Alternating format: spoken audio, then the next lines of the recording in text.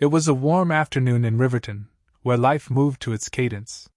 Several souls strolled along its streets, talking, laughing, and greeting their neighbors.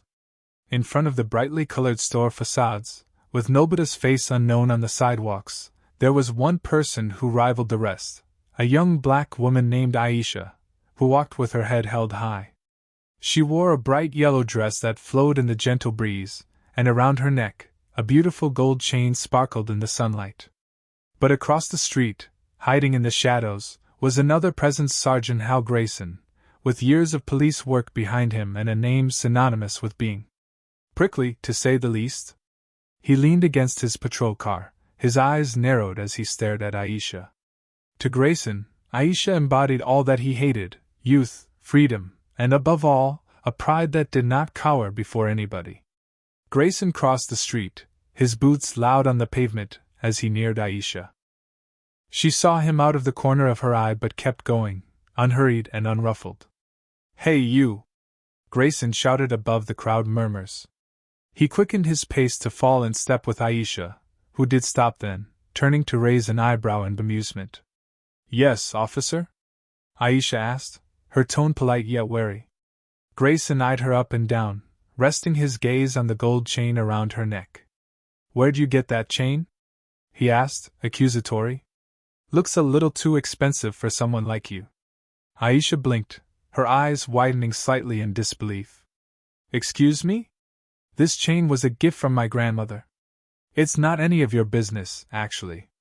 Grayson's face darkened, his jaw clenching. He took a step closer, his hand reaching out. "I think you should hand that over. It might be stolen property, and I need to check it out." Aisha's face changed from one of disbelief to one of anger. "You must be joking. You think you can just take my chain because you feel like it?" She took a step backward, her voice growing louder as onlookers started to notice the altercation. Grayson sneered, his eyes cold. "I can do whatever I need to do, missy. Now, hand it over, or I'll arrest you for obstruction." He reached out again, this time grabbing the chain and yanking it off Aisha's neck with a sharp tug. Aisha gasped, her hand flying to her neck where the chain had been. "You can't do this! This is harassment!" she shouted, shaking her voice between fear and fury. The crowd around them murmured. People pulled out their phones to record the scene. Grayson, however, seemed very unbothered. A smug grin overspread his face. Yeah, tell it to the judge," he said, turning away with the chain dangling from his hand. But just as he was about to walk back to his patrol car, a black SUV screeched to a stop at the curb, the door flying open. A tall man wearing a dark suit stepped forward. His expression was tranquil, but his eyes burned like a fire in the night. In his purposeful, fluid strides, he walked towards Grayson with confidence and assurance. The crowd parted to let him through, sensing the authority radiating off him. "Dad!" the man called out, sharp. Grayson froze, his face paling as he turned to see who had spoken. His jaw dropped. "Bobby? What are you doing here?" Agent Robert Grayson was known to his friends and family as Bobby, an FBI agent and one of the most respected within his field. He walked right up to his father, his eyes narrowing as he took in the scene. He looked over at Aisha, who just stood there, her eyes wide with a mixed feeling of hope and confusion, then back to his father, who still clutched the chain. "I was in the area," Bobby said, his voice low but with a dangerous edge. "And it would appear I got here just in time." He nodded toward the chain in his father's hand. "What do you think you're doing, Dad?" Grayson stammered, his bravado crumbling under his son's examination. I was just this looked suspicious, and I was." Bobby held up a hand, cutting him off. "Stop. Just stop. This is wrong, and you know it." He turned to Aisha, his expression softening. "Miss, I'm Agent Robert Grayson. I'm so sorry for what just happened. May I have the chain, please? I'd like to return it to its rightful owner." Aisha hesitated for a moment, then nodded. Bobby reached out and gently took the chain from his father's hand, his gaze never leaving his father's face, his disappointment clear. He turned back to Aisha, holding out the chain. "Here. I'm truly sorry for this. She took the chain, her fingers touching Bobby's. She looked up at him, her eyes glistening with emotion. Thank you, she whispered, her voice cracking. I can't believe this happened. Bobby nodded, his expression filled with empathy. I understand. And I'm going to make sure something like this doesn't happen again. He turned back to his father, his voice hardening. You need to leave. Now. We'll talk about this later. Grayson opened his mouth to protest, but a glance at his son's face told him he would get nowhere. He turned on his heel, the flush of anger and humiliation reddening his features, and marched back to his patrol car in silence. The crowd watched in continued silence as he drove away, the tension slowly dissipating. Bobby turned back to Aisha then, his shoulders relaxing an inch or two. Are you all right? He asked, his voice soft. Aisha nodded, though her hands were still shaking. I think so. Thank you for stepping in. I don't know what would have happened if you hadn't. Bobby gave her a small smile. I'm just glad I got here in time. No one should have to go through that. He looked around at the crowd, then back at Aisha. If you need anything at all, please don't hesitate to reach out. Here's my card. He handed her a business card. His expression was sincere. Aisha took the card back from him, her fingers still shaking a bit. Thanks, Agent Grayson. I mean it. Bobby nodded and then turned and walked back to his SUV. The tension in the air was just beginning to dissipate, as the crowd slowly began to break up.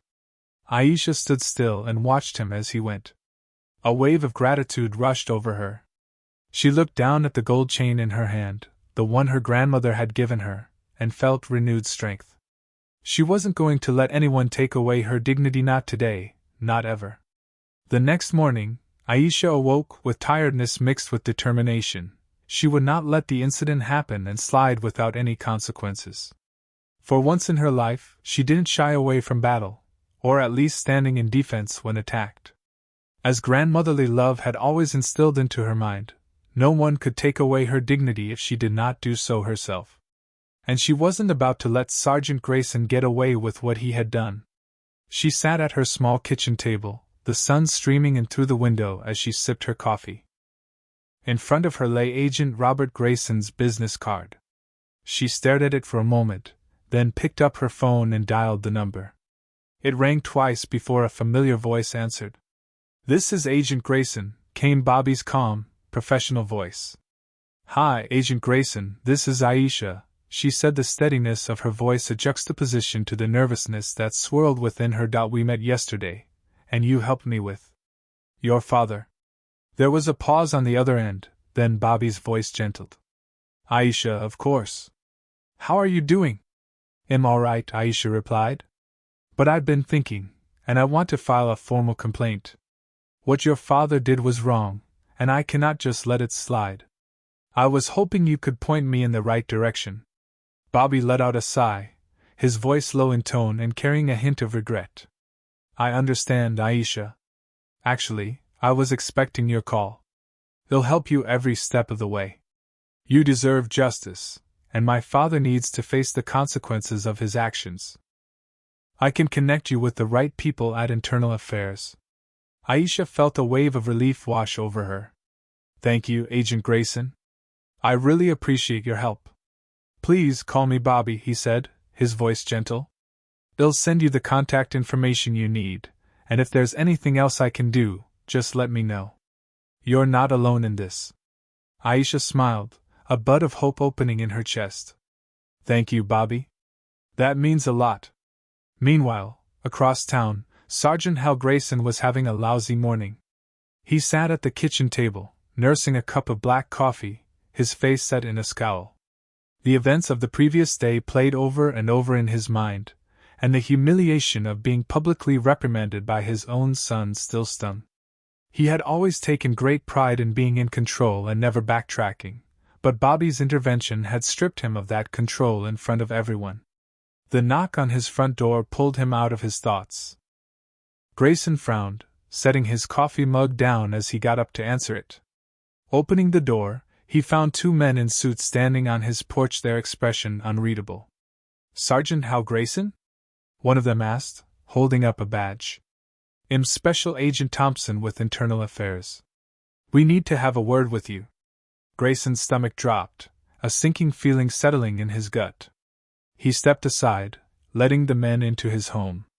They moved past him, their eyes scanning the room before turning back to him. Sergeant, we had a complaint lodged against you about your behavior yesterday, Agent Thompson said in a matter-of-fact tone. We will need to take you down to the precinct with us for some questioning. Grayson felt his face redden in both anger and embarrassment. A complaint? By whom? The young woman involved, Miss Aisha, Thompson replied, his expression unreadable. And I should also state that your son, Agent Robert Grayson, has corroborated that story. Grayson's jaw muscled up, the name Bobby adding fuel to an already blazing fire of frustration. He wanted to protest, to argue he had done nothing wrong, but the unyielding faces of the Internal Affairs agents said it would do little good. Instead, he nodded stiffly. Fine. Let me get my jacket. The tension was palpable at the precinct. Grayson was sat in a small, sterile room, its walls bare and the air thick. Across from him sat Agent Thompson and his partner, Agent Rivera, both staring intently at him. The door opened, and to Grayson's surprise, Bobby walked in, his expression cool but very serious. What are you doing here? Grayson snapped, his voice bitter. Bobby sat down between the Internal Affairs agents, placing his hands together, folded, against the table in front of him. I'm here to ensure this is done right, Dad. You crossed the line, and you need to be held accountable. Grayson snorted, his eyes narrowing. You're really going to do this? To your own father? Bobby didn't flinch. This isn't about you being my father, it's about what is right. You abused authority, and you harassed an innocent woman. If I just let that slide just because you are my dad, then I'm no better than you were yesterday. Grayson's mouth opened to reply, but the words clogged in his throat. He had never seen his son like this, so decided, so unyielding. Something inside him made him feel just a shade of regret. That small voice in the back of his head whispered that perhaps, just perhaps, Bobby was right. Agent Thompson cleared his throat to break the silence.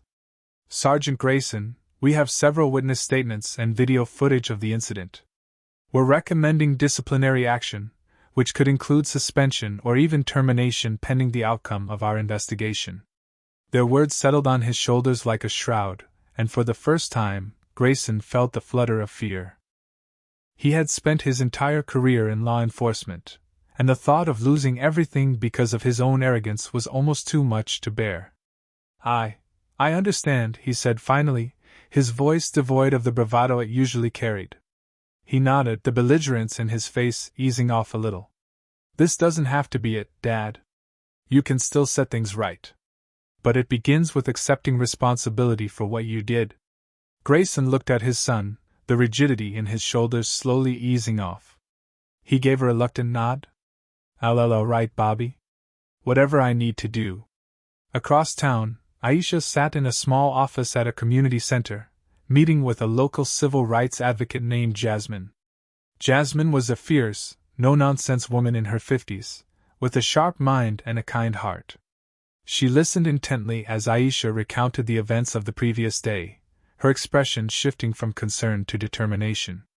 We're not going to let this slide, Jasmine said firmly, her eyes locking onto Aisha's. You did the right thing by filing that complaint. Now we're going to make sure your voice is heard. The police need to understand that they can't treat people like this. Aisha nodded, a surge of empowerment washing over her. Thank you, Jasmine. I just want to make sure nobody else has to go through what I did. Jasmine smiled, her expression filled with admiration. And that's exactly why we're going to fight this. It's people like you, standing up and speaking out, that's how we change things. A warmth spread through her chest. For the first time since this incident, she felt like she was in control, like she had the power to make a difference. And she knew she wasn't alone. With people like Bobby and Jasmine by her side, she was ready to fight for justice not just for herself, but for everyone who had ever been mistreated or marginalized. The subsequent days were a flurry of conference meetings, phone calls, and media attention. News of the incident got out, and soon the local news outlets were covering the story. Aisha now was at the center of this, literally her face on every television screen and news article as she spoke out about the experience of herself and accountability needed in law enforcement. In the meantime, Sergeant Grayson was placed on administrative leave as the investigation remained open. Days turned into being confined at home, knowing the weight of what he had done. He found this very humiliating, and it made him face the reality of his identity. He watched the news coverage, seeing Aisha speak with such strength and grace, and couldn't help but feel a pang of regret. One evening there came a knock on his door. Grayson opened it to reveal Bobby, who was standing there, his expression unreadable. "Can I come in?" Bobby asked. Grayson stepped aside, letting his son in. They sat down in the living room, the silence between them heavy. Finally Bobby spoke. "Dad, I know this is hard," he said, his voice soft. "But this is your chance to change. To be better. I know you can do it, but you have to want it." Grayson looked at his son, his eyes tired. "I don't know if I can, Bobby. I've been this way for so long. I don't know how to be any different." Bobby reached forward, his eyes serious. "It's never too late to change, Dad. You taught me that when I was a kid, that it's not about never making mistakes, but about learning from them. This is your chance to do that. And I'll be here to help you, if you're willing to try." Grayson was quiet for a long time, then he nodded, the tear falling down his face. "All right, Bobby. I'll try." Bobby reached over and put a hand on his father's shoulder. "That's all I need to hear. Well, take it one day at a time." The media coverage continued to build until Aisha's story became a rallying cry for others who had faced similar injustices. People started reaching out to her, sharing their own experiences, and Aisha realized her voice had become part of something much bigger, an accountability and fairness movement for change. She found herself speaking at events within the community, standing shoulder to shoulder with Jasmine and other activists, her voice steady and powerful as she called for an end to discrimination and abuse of power. One evening, Aisha was invited to speak at a town hall meeting organized by the community center. The room was filled with people, some out of curiosity, others to show their support in favor of it. Aisha stood up front, while her heart was racing due to the sea of faces before her. She took a deep breath, her gaze found Jasmine's encouraging smile, and she began to speak. "Good evening, everyone," she said, her voice carrying across the room. "I want to thank you all for being here tonight. I know for many of us, sharing our stories isn't easy. It takes courage to stand up and say, 'This happened to me, and it was wrong.' But it's that courage that makes change possible." Aisha paused, her eyes scanning the audience. She saw the intensity in their faces, the hope of perhaps, just perhaps, things could be different. "A few weeks ago, walking down the street, minding my own affairs, a police officer stopped and harassed me. He took something from me, something very, very dear, and at that moment, I was powerless. But this did not keep me silent. I filed a complaint, and I spoke out. And because of that, I stand here today, not as a victim, but as someone who is fighting for change." The room gave into a round of applause, and Aisha found herself overcome with emotion. She wasn't speaking only for herself but for everyone who ever felt powerless, for everyone who ever felt mistreated or marginalized. And she knew that together, they could make a difference. While Aisha was coming into her voice and her purpose, Sergeant Hal Grayson was starting to face some facts about himself. The internal affairs investigation was underway, and Grayson had been brought in several times for questioning. Each time, he had sat down with the evidence of his wrongdoing, video, witness testimony, and worst of all, the testimony of his own son. It was in one of these interviews that Grayson made a realization. The more damning the evidence Agent Thompson introduced, the more Grayson couldn't justify his actions. He had always thought of himself as a good cop, someone who upheld the law and was willing to do the things necessary to get it done. But the man on the screen, the man who ripped a gold chain from a young woman's neck, was not someone he recognized. After the interview was over, Grayson sat by himself in that stark room, his head between his hands. The weight of what he had done weighed him down, and for the first time, he actually let the shame and regret eat away at his guts. He knew he still had a long way to go, but for the first time, he felt a true want to change. Meanwhile, Bobby was doing all he could to support both Aisha and his father. He had called Aisha numerous times, offering his assistance, and making sure she had everything she needed. He admired her strength and determination, and he knew her fight for justice really meant something. At the same time, however, he tried to help his father come to grips with what he had done. One evening, Bobby stopped by the community center to see Aisha. He wanted to check in with her and see how she was doing.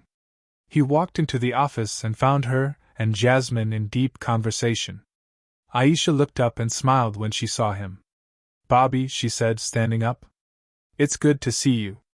Bobby smiled back, his eyes warm. "Hey, Aisha. I just wanted to stop by and see how things are going. I know it's been a hectic few weeks." Aisha nodded, her expression softening. "Yeah, it has. But it's also been empowering.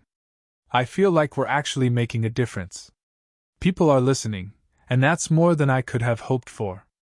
Jasmine stood up, her eyes glinting as she looked between the two of them. "I'll give you two a moment," she said, her voice teasing.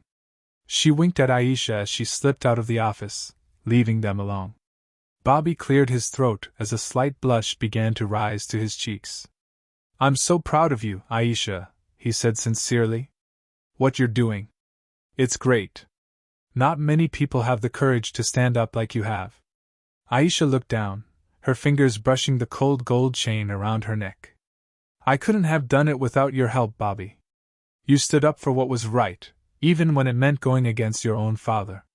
That takes a lot of courage, too." Bobby smiled, and his gaze met hers. "I just want to do the right thing. My father made mistakes, and he's paying for them. But I also believe people can change, and am hoping that maybe, just maybe, he'll learn from this." Aisha nodded, her expression contemplative. "I hope so, too. Everyone deserves a chance to be better, so long as they're willing to put in the work." They didn't say anything for a minute, the unspoken weight between them. Then Bobby spoke again, his voice softer.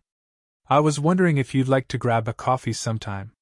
You know, away from all this craziness. Just as friends."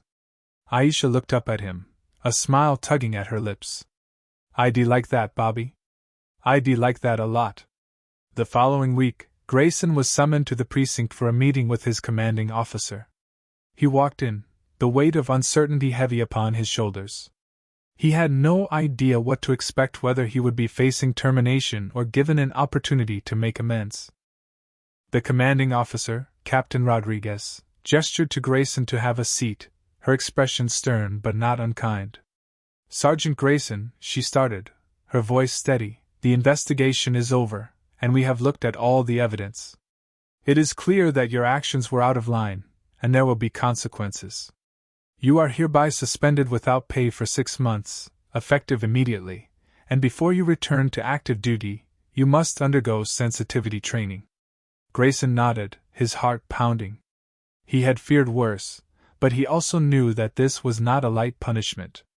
It was a chance to prove that he could change, that he could be better. "Thank you, Captain," he said, his voice hoarse. "I accept the consequences, and I'm willing to do whatever it takes to make this right." Captain Rodriguez studied him a moment, then nodded. "Good. Because this isn't just about punishment, Sergeant. It's about growth. You need to understand the repercussions of your actions, not just on Miss Aisha, but the community as a whole. Take the time to reflect, and come back a better officer." Grayson rose, his eyes meeting hers. "I will, Captain. I promise." Meanwhile, back at the community center, Aisha and Jasmine were busy putting together another town hall meeting, this time on the changes they wanted to see in local law enforcement. That momentum they had built was snowballing, people began to take notice. Aisha had become a voice for the voiceless, and she refused to give up in the fight for justice. As the meeting drew to a close, Aisha looked out at the crowd, her heart swelling with hope. She could see the determination in their eyes, the belief that together, they could create a better future. And as she spoke her final words, she knew this was only the beginning. Change doesn't happen overnight, she said, her voice strong. But it starts with each of us standing up, speaking out, and refusing to back down. Together, we can make a difference. And we will. The room burst in applause, and Aisha felt a heat spread through her chest. She knew that the road ahead of her would be long and hard, but she also knew she wasn't going to be alone. People like Jasmine, Bobby, and the community made her prepare for whatever was coming her way. Weeks ran into months, and Aisha's influence continued to grow, shining as a beacon within the local community. Her story had fired up debates on social media, TV channels, and local newspapers, while her movement was drawing in support from all quarters. She was no longer just a representative for victims of police malfeasance, but had become a leader inspiring others to take up arms and actually do something in their community. One day, an invitation came from City Hall for Aisha. It was a special meeting with the mayor, who wanted to discuss police reform initiatives based on her suggestions. Aisha felt thrilled and nervous at the same time. It was an opportunity to bring real change to Riverton, but the stakes were high. She knew there were powerful people who resisted change, and convincing them would be no easy task. On the day, Aisha swaggered into the imposing, intimidating building with her head high. Jasmine came along for moral support, and they were both led to a large conference room where the mayor, some members of the city council, and representatives of the police department were in attendance. Also in attendance, to Aisha's surprise, was Captain Rodriguez, who nodded at her respectfully. The mayor, a middle-aged man with kind eyes, extended a warm greeting to Aisha. Miss Aisha, thank you so much for being here today. We have all heard about the work you are doing and are eager to hear your ideas. Aisha sat down, the pounding of her heart not reflected in her voice. Thank you for having me, Mr. Mayor. I'm here because our community deserves better. We deserve law enforcement that protects us without prejudice, that treats every citizen with dignity and respect. I believe we can achieve that, but it will require meaningful changes. She detailed her proposals require sensitivity training for all officers, community policing, independent oversight for complaints, and regular open forums to enable the public to speak directly to law enforcement. And as she spoke, she could feel the mixed responses around the table.